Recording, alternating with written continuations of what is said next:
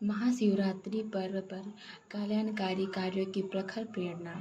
शिव का अर्थ कल्याण होता है, जो इस देवता के तत्व दर्शन को समझकर उसके आदर्शों को जीवन में उतार लेता है, उसका अमंगल कभी नहीं होता। व्यक्ति सने सने आत्मोन्नति करता हुआ चरम लक्ष्य को प्राप्त कर लेता है। महाशिवरात्रि का वास्तविक उद्देश्य यही है। महाशिवरात्रि का व्रत फागुन कृष्ण चतुर्दशी को होता है और इस दिन शिव जी की पूजा अर्चना बड़े धूमधाम से की जाती है। शिव जी का स्थान हिंदू धर्म में बहुत ऊंचा है और एक दृष्टि से सर्वोपरि है, क्योंकि जहाँ धर्म शास्त्रों को पुराणों में अन्य सब देवताओं का चरित्र चित्रण करते हुए उनको स्वार्थ के वशीभूत अथवा वैभव का अधिकार का विलासी दिखाया गया है, एक शिव जी ही ऐसे देवता बताए गए हैं जो संपत्ति और वैभव के बजाय त्याग और अकिंचनता को वर्ण करते हैं।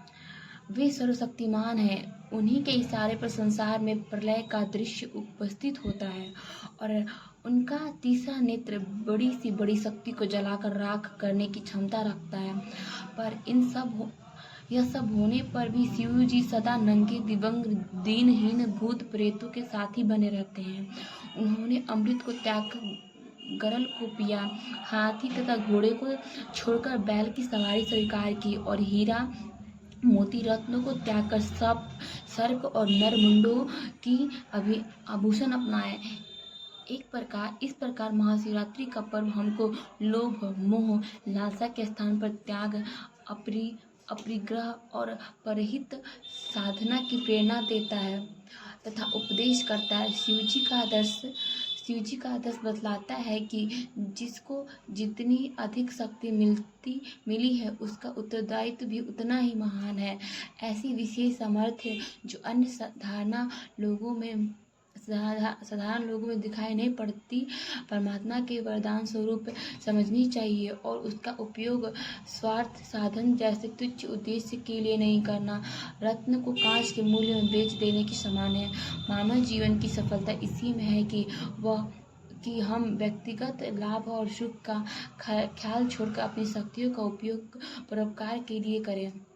भगवान शिव का दिगंबर रूप अपरिग्रह का भी एक प्रतीक है। संसार में तरह तरह की भोग सामग्री का कोई अंत नहीं है और वह मनुष्य को ज्यों ज्यों प्राप्त होती जाती है त्यों त्यों उसका लालसा ही बढ़ती जाती है।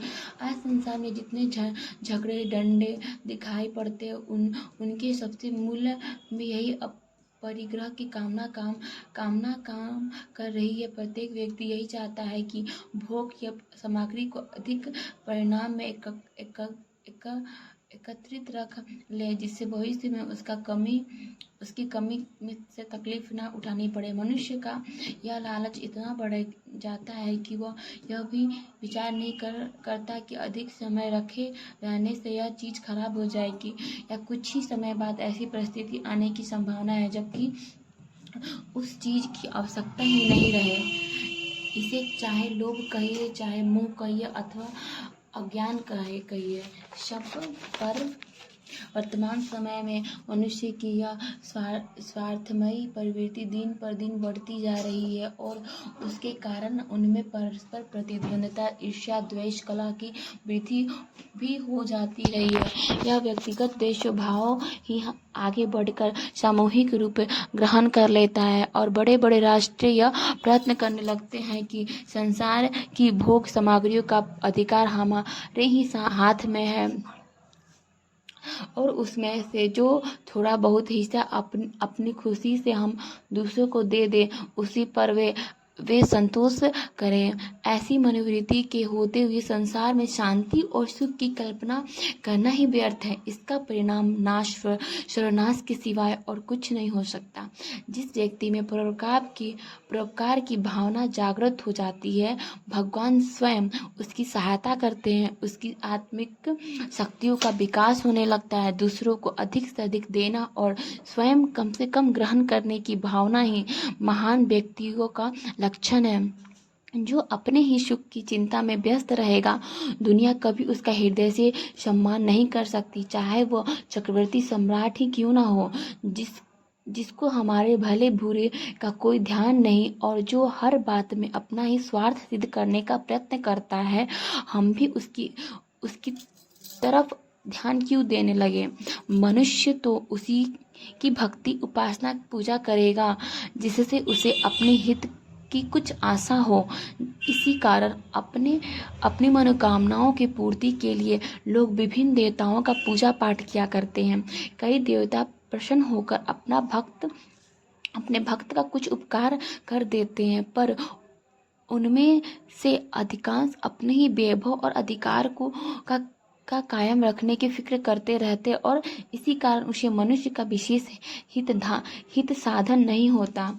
पर भगवान शिव ओढ़र दानी कहे जाते हैं और बेल के पत्तों तथा धतूरा के फल से ही संतुष्ट हो जाते हैं।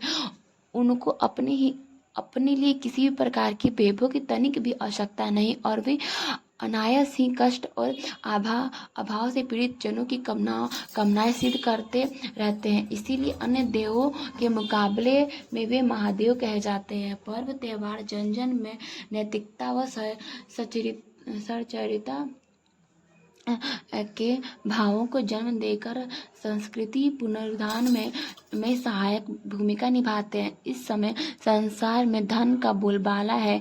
इस मनोवृत्ति के मनुष्य को जितना पतन के गर्त में गिराया है उसका वर्णन कर सकना संभव नहीं है। धन के लिए मनुष्य कुटुंब परिवार को छोड़ देता है, भाइयों से शत्रुता की तरह लड़ता है, माता पिता की तरह से भी आंखें फेर लेता है, मान अपमान की कुछ भी परवाह नहीं करता, धर्म कर्म का ध्यान भुला देता है। इसी प्रकार मनुष्य के धन को भगवान से भी ऊंचा स्थान दे दिया है। मनुष्य ने धन को भगवान से भी ऊंचा स्थान दे दिया है और इसी का परिणाम है कि आज सच्चे धार्मिक जनों के दर्शन भी दुर्लभ हो गए हैं। इस शोचनीय अवस्था में हमारा कर्तव्य है कि हम देवादिदेव महादेव की शरण लें कि वे हमको इन धन के प्रपंच से मुक्त करके अपरिग्रह की महिमा समझने का वरदान दे। भगवान शिव के प्रतीक में जिन सत्य प्रवृत्तियों की प्रेरणा का समावेश है उनका रहस्य समझाना चाहिए। नशा निषेध, मन संस्थान पर छाई दुष्प्रवृत्तियों को मिटा डालने का दृढ़ संकल्प लेना चाहिए। पर्वों को उत्साह मनाना चाहिए। इन्हें जहाँ महाभावना पूर्वक मनाया जाता है वहाँ सुसंस्कारिता की उमंगें उठती रहती है और सत्य प्रवृत्तियाँ पनपती रहती है, जिसकी आवश्यकता प्रत्येक व्यक्ति व समाज के लिए अनिवार्य होती है। जय भोलेनाथ।